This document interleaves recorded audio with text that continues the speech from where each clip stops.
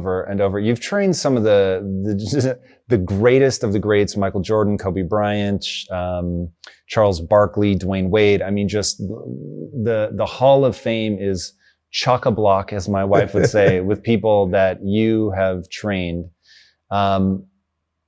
So you know something about winning. You know something about sustained winning over time.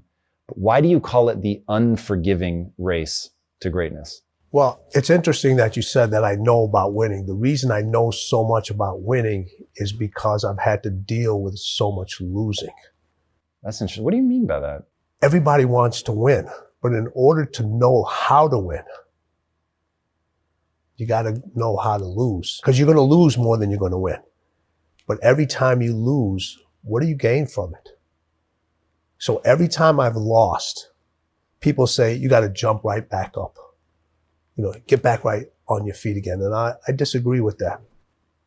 After you lose, or when you get knocked down, stay down there for a minute. Understand why you lost. What were the reasons? Why are you down here? Why did you lose? Why did you get knocked down? Because if you just jump right back up, you're going to lose again and again, and you continue going to lose the same way. So every time I lost, I stayed down for a second, minutes, hours, days, weeks. But when I stood up, I was different. I was smarter. And when I lost again, I stayed down. I stood back up. I was stronger. When I lost again, I stayed down. How did I stand up again? I was more confident. Lost again. Stood up. I was more resilient. Now you start putting the pieces that are necessary to win over and over and over again. So if you lose and you jump right back up and you haven't really changed, really changed from that loss, you're never going to learn from it, and you're never going to really, truly know the unforgiving race to greatness, because that's part of the unforgiving part, is the losing part. That part is unforgiving. I expect excellence out of you because I expect excellence out of myself. Mediocre shit, average shit, I'm not with those vibes, all right?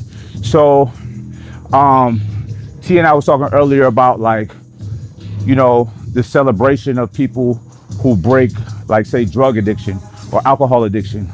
I don't celebrate that. And it's not that I'm not happy for these people. I'm like, welcome to the regular world. You know what I'm saying? So, and you should be, look, if I became addicted to anything, I'm gonna get my shit together and step out on the scene. I'm not gonna celebrate or talk about what I did. Like, that was something that I overcame. Now, that's not special. It's not incredible. It's just me putting myself in a deficit and then digging myself right back out, back to square one. Now, those of you that have dug yourself out back to square one, good on you, great. Now, keep going, because I was in a deficit myself that I put myself in before, right? And I don't talk about it. Once in a blue, people want to know my story, so I'll share that with people. However, I'm not special for that. I'm a dickhead for even putting myself in that situation. Imagine how much further I would be if all my energy was not put in doing dumb shit and having to dig myself back to normal, and it was just me just accelerating, ascending, right? I'm good. I'm in a good space in my life, right?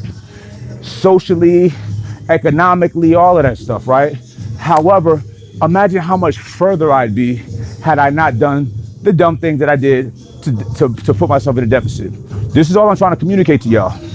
And just because you've been overweight or you've been addicted to drugs or you've whatever, just because you put yourself in a disease situation, get out of it, and it doesn't mean that you're scarred. That's not who you are. That's just some dumb shit that you did, and you got yourself out of it. And now we're moving forward. Everything after that, I'm gonna clap my hands to you. I'm gonna salute you. Let's say you want to become who you could be in the fullest sense. So let's say you're someone who's going to solve some serious problems.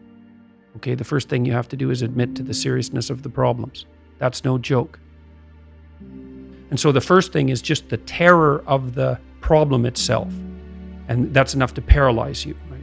And that's the Hydra, that's the Gorgon with the head of snakes. It'll paralyze you and turn you to stone. That's the basilisk in the Harry Potter series.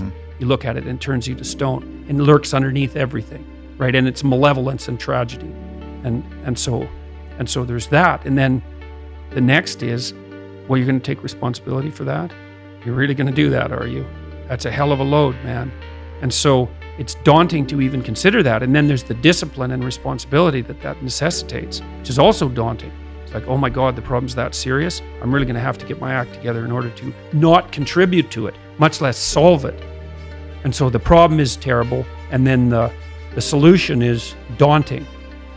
But the upside of that is like, well, there isn't anything better to have than a problem that's worth solving.